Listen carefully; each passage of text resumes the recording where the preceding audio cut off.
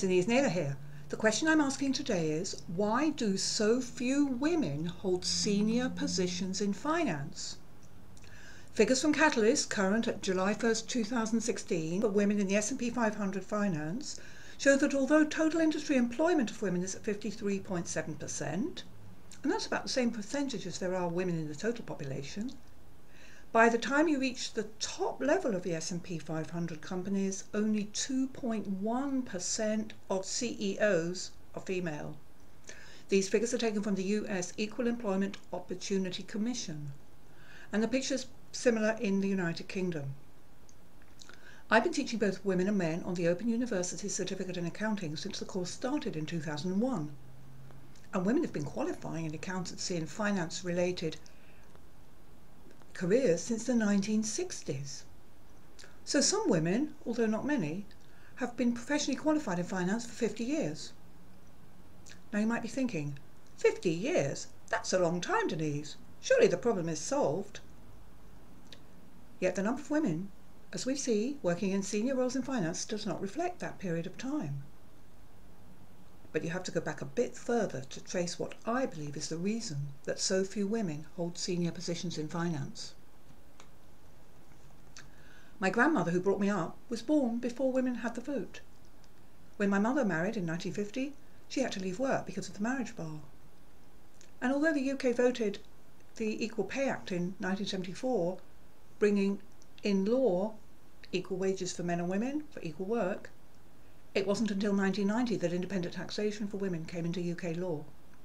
Up until then, women's finances were controlled and managed by their fathers, husbands, or other trustees.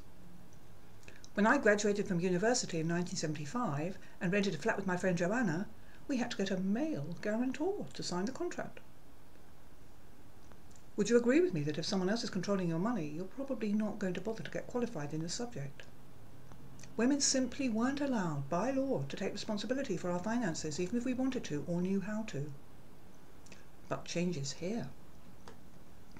This year, 2016, the Vice-Chancellor of Open University announced that women make up more than 50% of the university's current students. So today, after more than 30 years teaching, my classroom is starting to look a bit less like a male sports team and a bit more like the queue at my local bus stop. So what does this mean for you? Well, last week I asked my accounting students by show of hands, who is being sponsored or assisted financially by their employer? About 1/3 of the room raised a hand, all men. No women in my classroom was receiving any financial help. They were all doing it on their own. Today, the barriers to women's education are down. Women can gain qualifications in accountancy and finance alongside men. But women aren't yet represented through the career ladder in finance careers.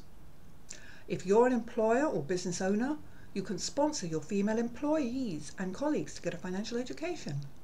It will benefit your business and help you get more women working in finance.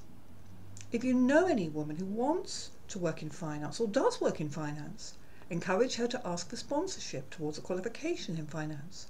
The high salaries you gain in the industry will enable you to repay your loans and grants easily. And if you're a woman who wants to work in finance, don't be put off.